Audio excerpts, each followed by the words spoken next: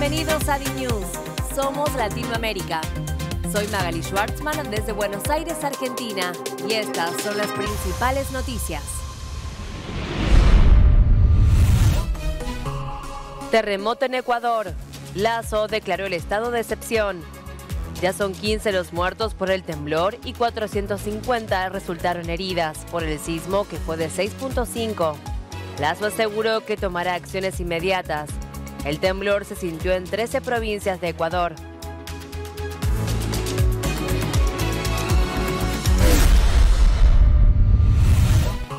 Colombia. Petro suspende la tregua con el Clan del Golfo. El gobierno ordenó reactivar las operaciones militares contra la mayor banda narco del país, señalada de estar detrás de manifestaciones de mineros ilegales.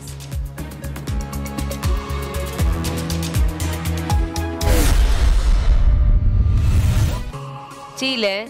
Reportan un nuevo ataque incendiario en la Araucanía. El hecho ocurrió en el Fundo El Canelo. 6 personas encapuchadas llegaron al lugar y prendieron fuego a 2 grúas y un camión.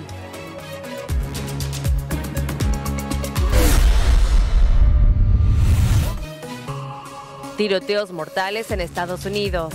Miami impone estado de emergencia y toque de queda. Después de que 2 personas murieron por un nuevo tiroteo, las autoridades indicaron que estas medidas buscan mitigar la conducta peligrosa e ilegal para garantizar la seguridad de los vecinos.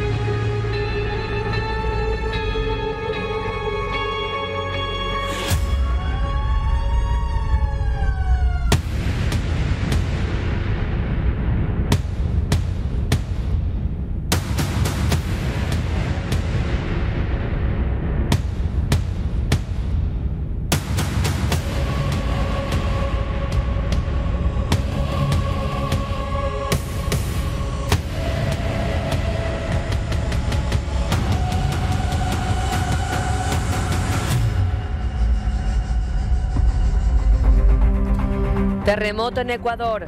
Lasso declaró el estado de excepción. El sismo en Ecuador y Perú dejó al menos 15 muertos y 460 heridos.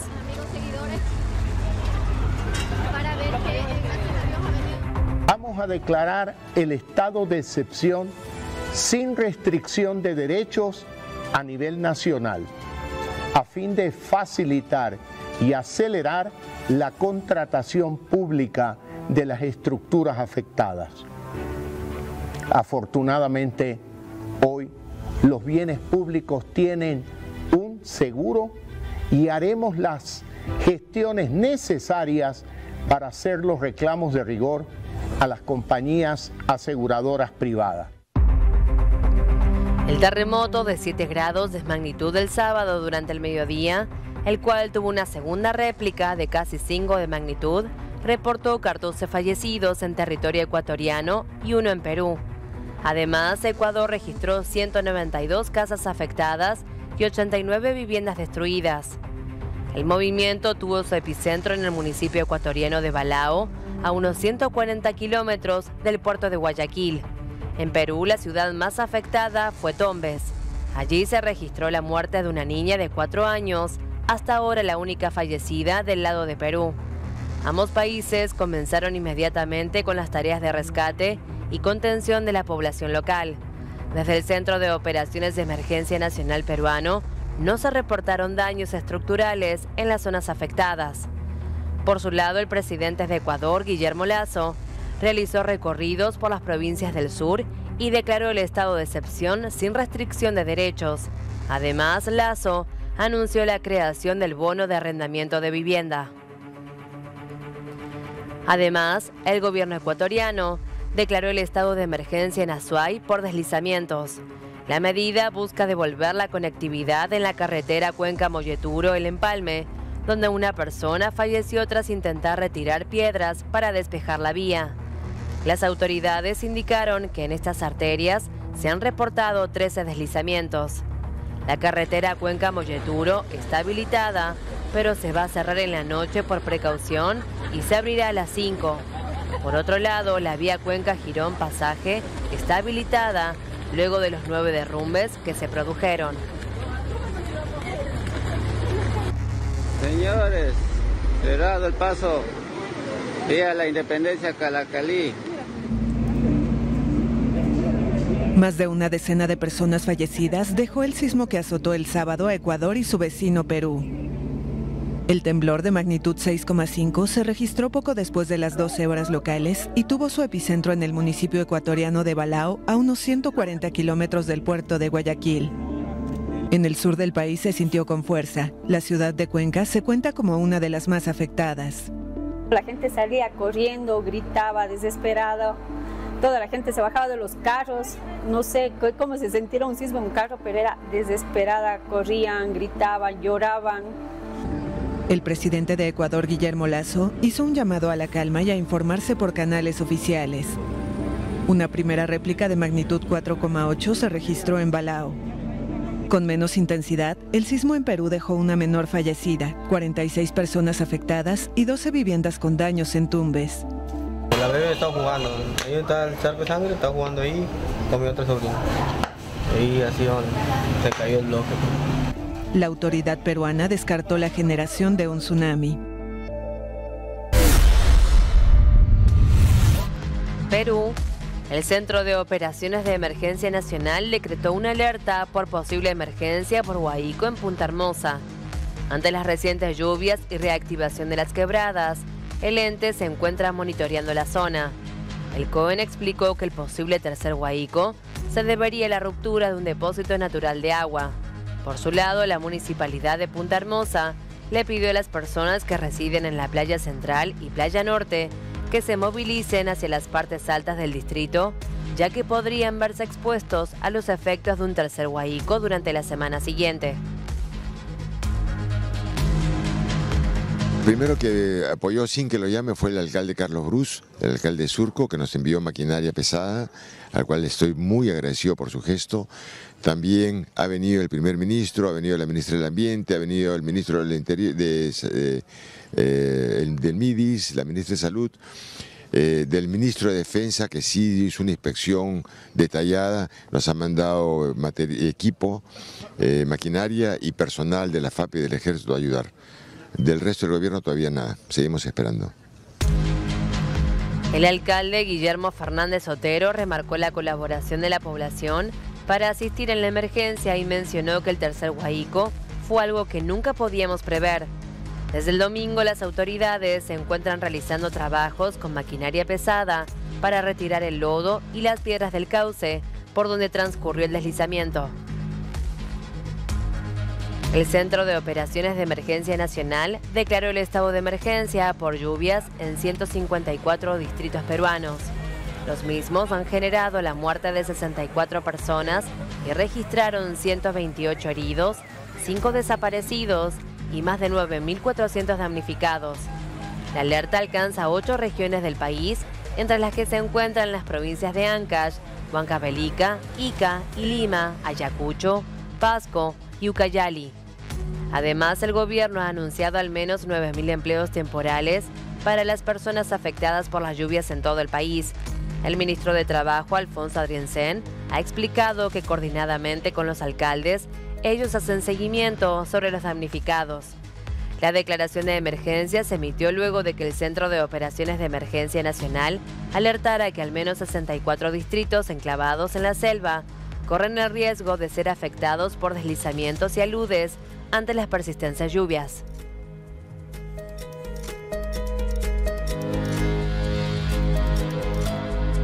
Por otra parte, el gobierno lanzó una alerta ante el posible incremento de enfermedades infecciosas por las lluvias y el ciclón Yaku.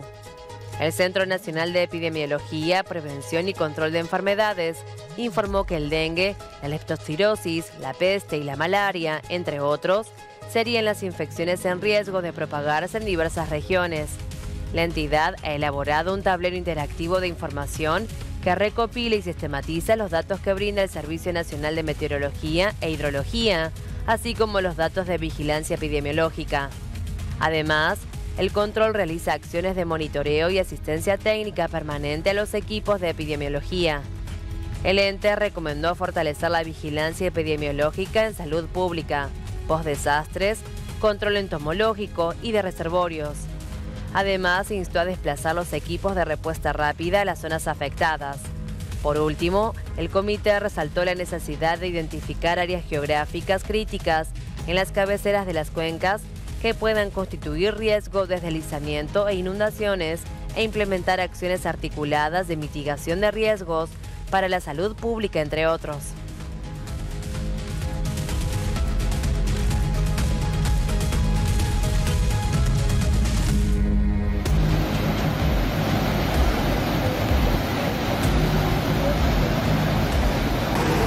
Por otro lado, las autoridades peruanas afirman estar listos para enfrentar el fenómeno del niño costero. Luego de la confirmación de su llegada, el Instituto Nacional de Defensa Civil y las Fuerzas Armadas anunciaron medidas para combatir el nuevo fenómeno climatológico, el cual viene siendo monitoreado desde la alerta publicada el pasado jueves. Jorge Chávez, ministro de Defensa, anunció que la plataforma de defensa civil estará disponible para soportar las contingencias presentadas ante un evento del fenómeno que afectará la zona del Pacífico, mientras que el ejército confeccionó un plan de logística para preparar a la población y responder de manera rápida. Colombia, Petro suspende la tregua con el Clan del Golfo. El presidente colombiano ha ordenado la suspensión del cese al fuego que el gobierno sostenía con la mayor banda narco de Colombia desde el 31 de diciembre por supuestamente estar detrás de las manifestaciones de mineros ilegales que atemorizan a la población civil en Antioquia. He ordenado a la fuerza pública reactivar todas las operaciones militares contra el Clan del Golfo, comunicó Petro en su cuenta de Twitter. No permitiremos que sigan sembrando zozobra y terror en las comunidades, sentenció el presidente.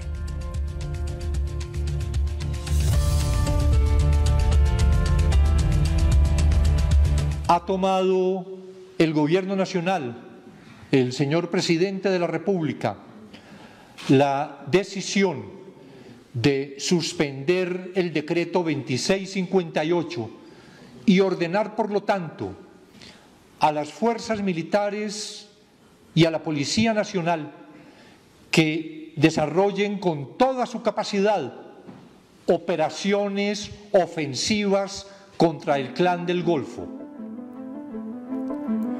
El Clan del Golfo manifestó que han respetado cabalmente dicha tregua y que no están detrás de las manifestaciones violentas que se les atribuyen e insistiendo en su disposición de paz.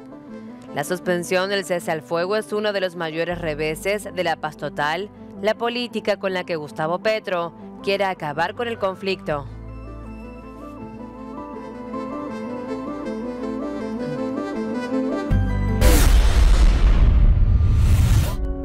Chile, reportan un nuevo ataque incendiario en la Araucanía.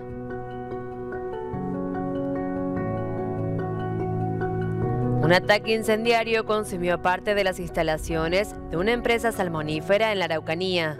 De momento se desconoce la identidad de los atacantes. Además, se confirmó que no hubo personas heridas por este hecho.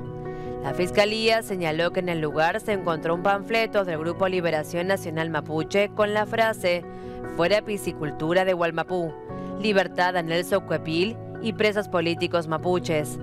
Los antecedentes fueron remitidos al Ministerio Público y el fiscal de turno dispuso que la Policía de Investigaciones realice las pericias para determinar la dinámica de los hechos. Por otra parte, el sábado se produjo otro ataque en la región en el que se encontraron panfletos similares. En él, 6 sujetos armados y encapuchados prendieron fuego a 2 grúas y un camión, los cuales fueron totalmente destruidos. Este incidente tampoco registró personas heridas.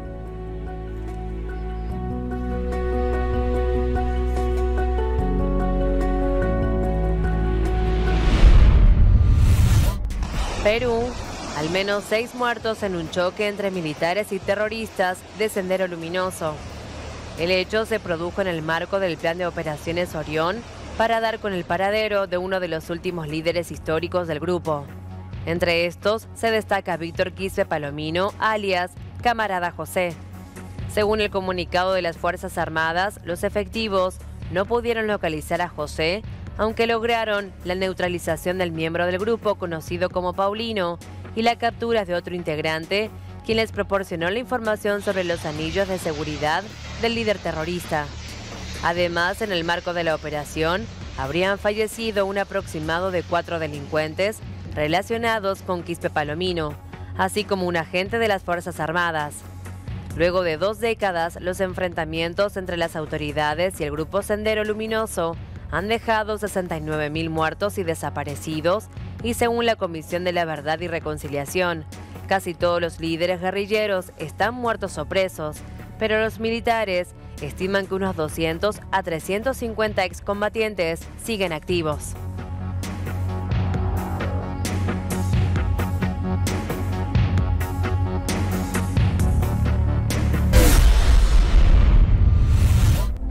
República Dominicana. El gobierno lanzó un operativo anticorrupción en el que lleva al menos 19 arrestados. El Ministerio Público informó que puso en marcha la Operación Calamar luego de una compleja investigación realizada por la Procuraduría Especializada de Persecución de la Corrupción Administrativa. En la operación se realizaron 40 allanamientos distribuidos en el Distrito Nacional, la provincia de Santo Domingo, San Pedro de Macorís y La Romana, en los que participaron 40 fiscales, decenas de técnicos de diferentes unidades de investigación, 300 miembros de la Policía Nacional y un amplio equipo de apoyo administrativo. Como resultado, al menos 19 ministros del gobierno del expresidente Danilo Medina fueron arrestados. Entre los detenidos están los exministros Gonzalo Castillo, de Obras Públicas, Donel Guerrero, de Hacienda, y José Ramón Peralta, administrativo de la Residencia.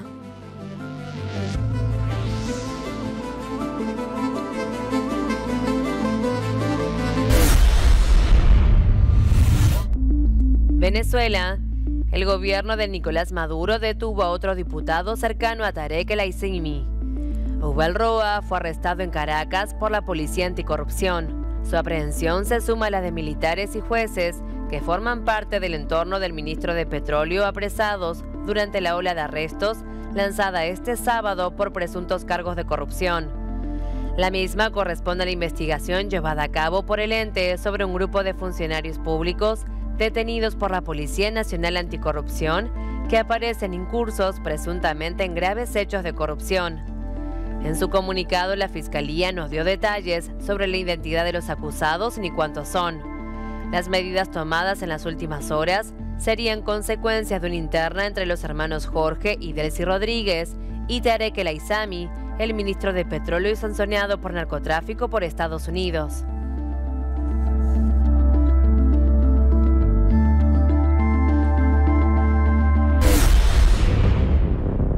Estados Unidos. Las autoridades decretaron el estado de emergencia y ordenaron toque de queda nocturno. Tras 2 tiroteos con fatalidades en Miami, la medida regirá para durante el periodo vacacional de primavera, conocido como Spring Break, luego de que los incidentes del fin de semana dejaran un saldo de 2 muertos y 2 heridos. Según las autoridades, las multitudes y la presencia de armas de fuego han creado un peligro que no puede pasar desapercibido, pese a la fuerte presencia policial y muchas actividades patrocinadas por el gobierno de la ciudad, destinadas a mantener ocupada a la gente. El Consejo Municipal planea reunirse hoy para discutir la posibilidad de imponer restricciones adicionales la próxima semana. Bajo el toque de queda, la gente debe abandonar los negocios antes de la medianoche, aunque los hoteles pueden operar más tarde solo en servicio a huéspedes.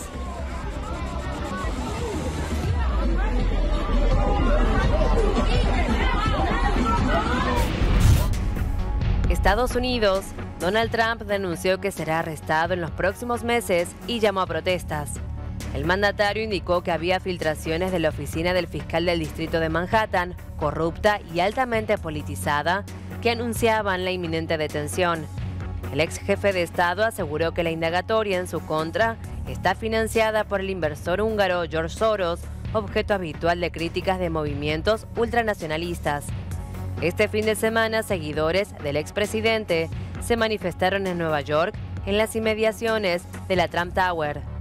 La investigación se centra en un pago de $130.000 realizado antes de las elecciones de 2016 para que Stormy Daniels, una actriz pornográfica, no revelara la relación que asegura haber tenido con Trump años antes y que el expresidente niega. Los fiscales están evaluando presentar cargos contra Trump por este caso. Si el fiscal del distrito de Manhattan inculpa a Trump, el magnate de 76 años se convertiría en el primer expresidente estadounidense acusado de un delito. El Consejo de Administración Legislativa resolverá la solicitud de juicio político contra Guillermo Lasso. El titular de la Asamblea Nacional, Virgilio Saquicela, convocó esta tarde al órgano tras un cumplido el plazo para que la Unidad de Técnica Legislativa del Parlamento redacte un informe de cumplimiento de requisitos para aprobar dicha moción. De verificar el cumplimiento de requisitos, el CAL enviará un pedido a la Corte Constitucional para que emita un dictamen previo de admisibilidad. Para el mismo, la Corte dispondrá de un plazo de 6 días. De pasar este filtro, la Comisión de Fiscalización evocará un conocimiento de manera inmediata y dará inicio al trámite de enjuiciamiento. La reacción del gobierno se mantiene en rechazar el juicio político. El Poder Ejecutivo sostiene que la demanda carece de elementos políticos y jurídicos que permitan sustentar un proceso en contra de Lasso. Para Presidencia, el verdadero propósito detrás del enjuiciamiento es atentar contra la institucionalidad del Estado y la democracia. Prolongación del acuerdo entre Rusia y Ucrania que permite exportar cereales. Después de conversaciones con las dos partes, hemos asegurado la extensión del acuerdo que vencía el 19 de marzo. Erdogan hizo el anuncio durante un mensaje televisado el sábado. Sin embargo, Rusia y Ucrania discrepan sobre el plazo de la prórroga. Kiev dice que es de 120 días y Moscú solo de 60. Este acuerdo, que ha previsto el envío de 25 millones de toneladas de cereales a los mercados mundiales con más de 800 barcos, es de vital importancia en términos de suministro mundial de alimentos. La invasión rusa de Ucrania el 24 de febrero de 2022 se tradujo en un bloqueo de los puertos ucranianos del Mar Negro por buques de guerra rusos hasta que se firmó el acuerdo el 22 de julio. Ucrania era uno de los principales exportadores mundiales de granos antes de la guerra y el bloqueo de sus puertos provocó un alza de los precios de los alimentos en todos los continentes.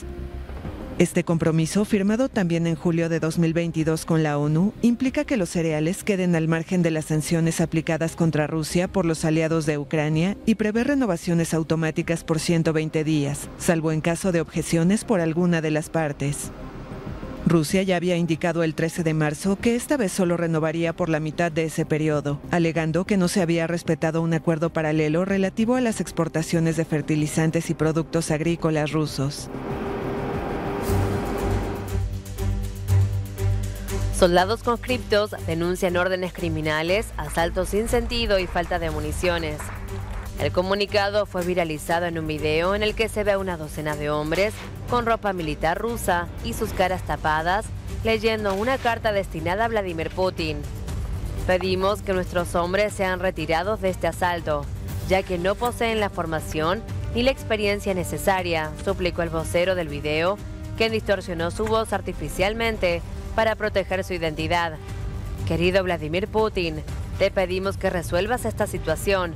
Este tipo de comunicados denuncian que el plan de Moscú consiste en enviar oleadas de soldados a una muerte segura para ablandar las posiciones ucranianas antes de enviar combatientes de élite experimentados para ganar terreno.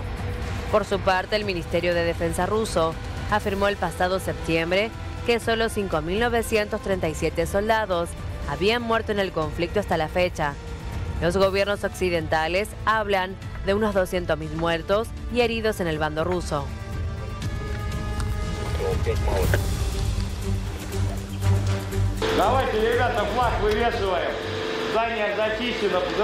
El grupo de mercenarios Wagner aspira a tener 30.000 nuevos integrantes en mayo.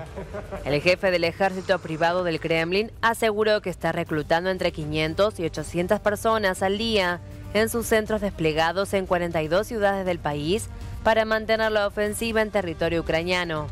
El grupo Wagner ha sufrido grandes pérdidas mientras dirigían los esfuerzos rusos por capturar la ciudad ucraniana de Bakhmut, que resiste desde el pasado verano boreal en la batalla más larga y sangrienta de la guerra, que dura ya un año. Rusia desestimó el efecto de las sanciones impuestas por la Corte Penal Internacional. Consideramos jurídicamente nula cualquier decisión al que tampoco reconocemos, declaró el portavoz de la presidencia rusa, Dmitry Peskov. El organismo emitió una orden de arresto contra el presidente ruso Vladimir Putin bajo acusaciones de trasladar forzosamente a niños ucranianos durante su invasión de Ucrania.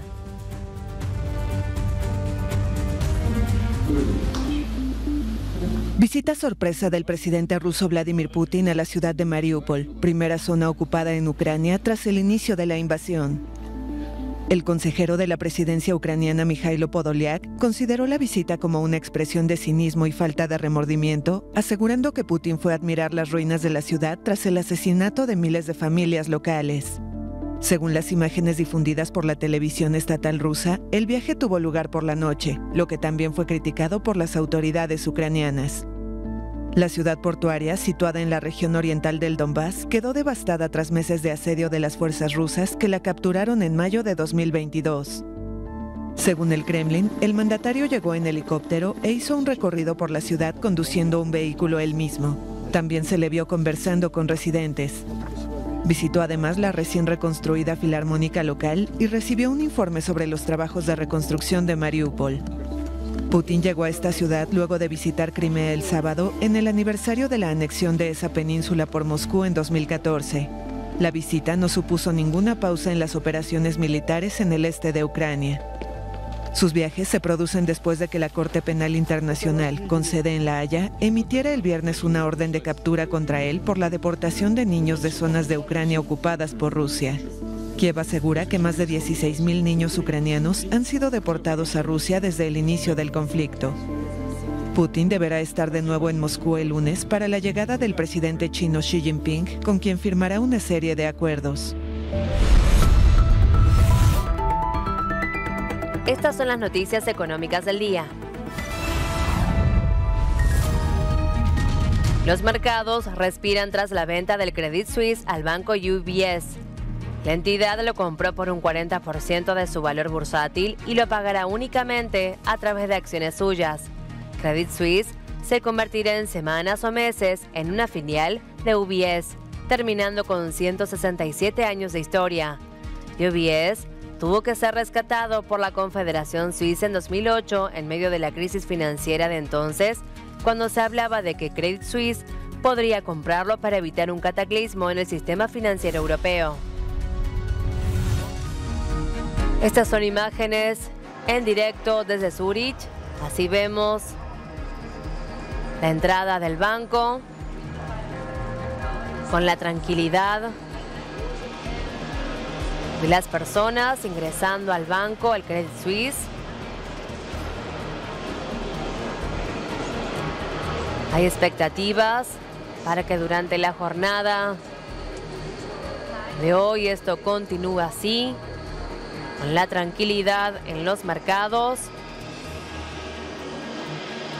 Luego de la venta del Credit Suisse al banco UBS.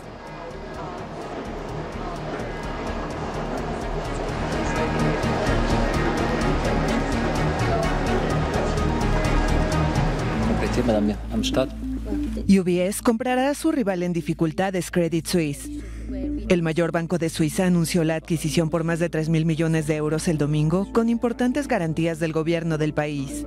Credit Suisse valía el viernes unos 9.000 millones de francos.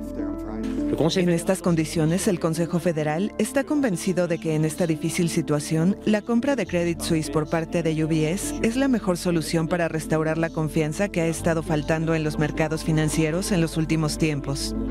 La fusión de los dos gigantes bancarios, que forman parte del grupo de los 30 bancos considerados clave en el sistema financiero mundial, debía completarse a tiempo para la apertura de los mercados asiáticos.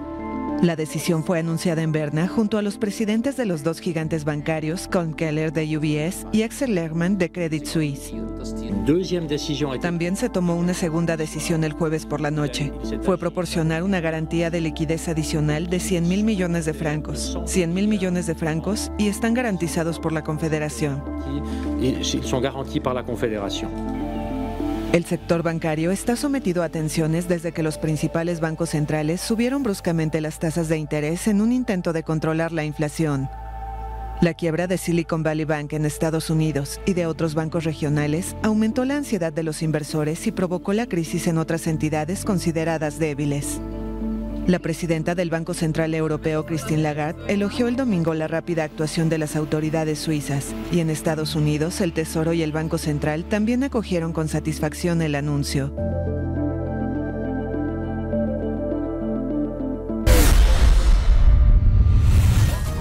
La Reserva Federal de Estados Unidos, el Banco Central Europeo y otros países anunciaron una acción coordinada para tranquilizar a los mercados.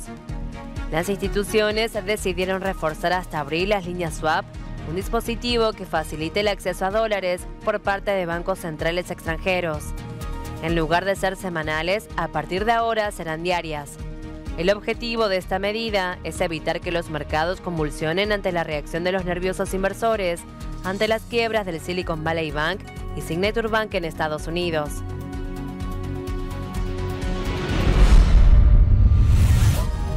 Alarma en Bolivia por la corrida al dólar. Los ahorristas llevan semanas haciendo fila en los bancos y el gobierno de Arce admitió falta de liquidez. Miles de bolivianos se han agolpado en las últimas semanas a las puertas del Banco Central de Bolivia y de las casas de cambio para comprar dólares, motivados por la escasez de la moneda estadounidense en el país y por la caída de las reservas internacionales. Las reservas internacionales del Banco Central de Bolivia descendieron. Esta reducción, provocada principalmente por la caída de las exportaciones y el contexto internacional de inflación, ha despertado cierto temor entre la población que se ha lanzado a comprar dólares para mantener sus ahorros.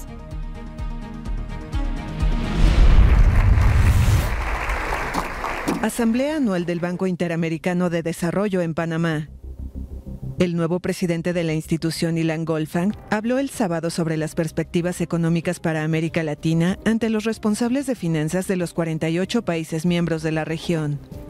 Sabemos que las perspectivas futuras se ven afectadas por lo que pasamos, por las crisis superpuestas, desde la pandemia hasta la invasión rusa de Ucrania, la inflación récord que tuvimos en el mundo, la inseguridad alimentaria que estamos hablando subió y, por supuesto, la crisis climática. La reunión comenzó el jueves con debates de funcionarios, empresarios y expertos en medio de inquietudes tras la quiebra de 3 bancos en Estados Unidos. Goldfang no se refirió al tema que también afecta a Europa. Es de vital importancia que hoy pensemos en estos desafíos, que van más allá de los países individualmente, pero hay que pensarlo de una forma regional, pero también global, porque hay problemas globales. En una sesión a puertas cerradas, Goldfang dijo a los representantes latinoamericanos que los gobiernos deben superar las plagas históricas de la pobreza y la desigualdad, aumentar la productividad y acelerar el crecimiento al tiempo que afrontan eventos climáticos más frecuentes y con recursos escasos. También encabezó un encuentro con ministros de países amazónicos y donantes para buscar vías de financiamiento de programas de conservación. Estas fueron las noticias económicas del día.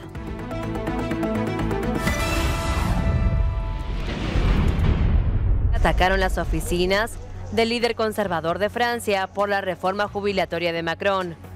Las instalaciones de la ciudad de Niza, del líder del partido francés republicano, fueron atacadas a piedrazos en un aparente intento de coerción sobre los legisladores de la formación conservadora para que bloqueen la reforma jubilatoria de Emmanuel Macron.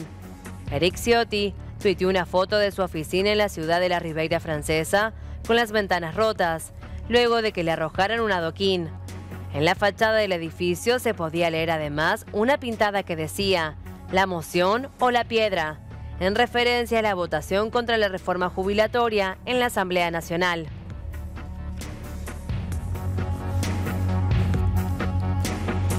El índice de aprobación de Macron cae al nivel más bajo en 4 años. La pesquisa realizada entre el 9 y 16 de marzo muestra que solo el 28% de los franceses encuestados está satisfecho con la actuación del mandatario, 4 puntos menos que hace un mes, mientras que el 70% expresó su descontento con su gestión. La calificación de Macron ha caído por debajo de la barra simbólica del 30%, incluso por detrás de la calificación de la primera ministra, Elisabeth Borne, que se mantiene en el 29%. La última vez que el jefe de Estado experimentó tal rechazo fue durante la crisis de los chalecos amarillos a principios de 2019, cuando alcanzó apenas el 23% de opiniones favorables.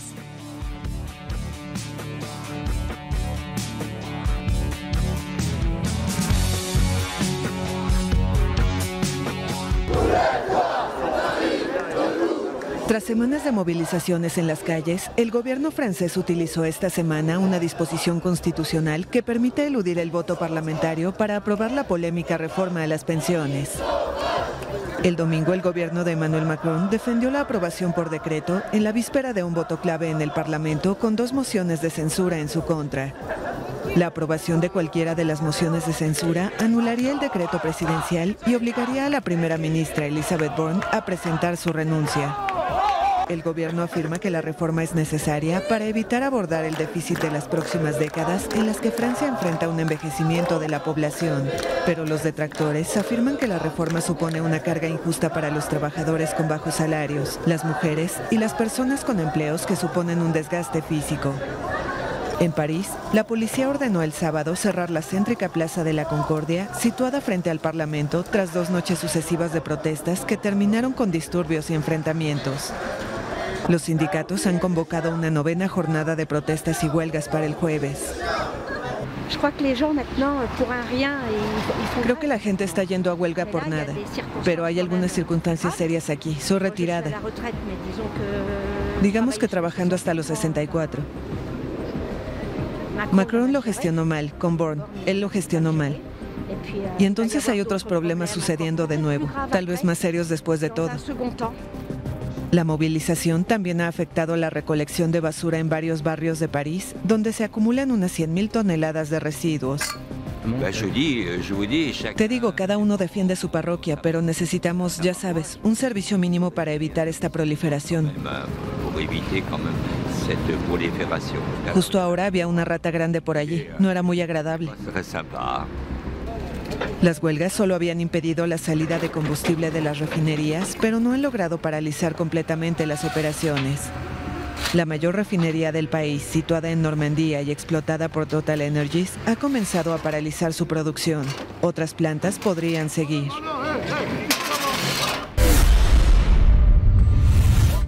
México presentaron un proyecto de reforma laboral para garantizar el descanso del trabajo. México, de los países que más trabajan en el mundo y particularmente la clase baja, es la que trabaja 6 días a la semana. Susana Prieto, diputada federal por Movimiento Regeneración Nacional, presentó una iniciativa de trabajo en la que se garantice al trabajador o trabajadora que por cada 5 días de trabajo se descanse 2, esto sin que afecte a sus ingresos económicos. Asimismo, señaló que en México los tiempos de trabajo y la falta de días de asueto tienen repercusiones negativas en los empleados, como el estrés laboral, ansiedad y menor satisfacción laboral y en la vida. La reducción de las horas laborables puede mejorar el equilibrio entre el trabajo y la vida privada de los empleados, aumentando su calidad y satisfacción. No regresarán al poder los oligarcas. El presidente mexicano convocó el sábado a un mitin en la plaza central de la capital mexicana, al que acudieron más de 100,000 personas para conmemorar los 85 años de la expropiación del petróleo, que hasta 1938 estaba en manos extranjeras, principalmente estadounidenses y británicas. Cooperación, sí. Sometimiento, no. Intervencionismo, no. López Obrador se refirió a un reciente proyecto de ley de congresistas estadounidenses republicanos que busca designar a los cárteles que trafican fentanilo como grupos terroristas, lo que abriría la puerta al envío de sus soldados a México. Le recordamos a esos políticos hipócritas e irresponsables que México es un país independiente y libre, no una colonia ni un protectorado de Estados Unidos. Críticos de López Obrador señalan que el mitin fue convocado en realidad para responder a una multitudinaria protesta opositora del 26 de febrero contra sus polémicas reformas electorales, que han levantado temores de intervención de su gobierno en las presidenciales de 2024.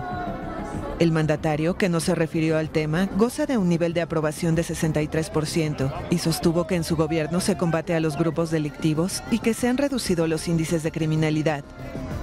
Venimos para apoyar al presidente de la República por la Cuarta Transformación, para apoyar porque en nuestra tierra, nuestra Chiapas, ha apoyado mucho al presidente, por eso venimos a apoyar.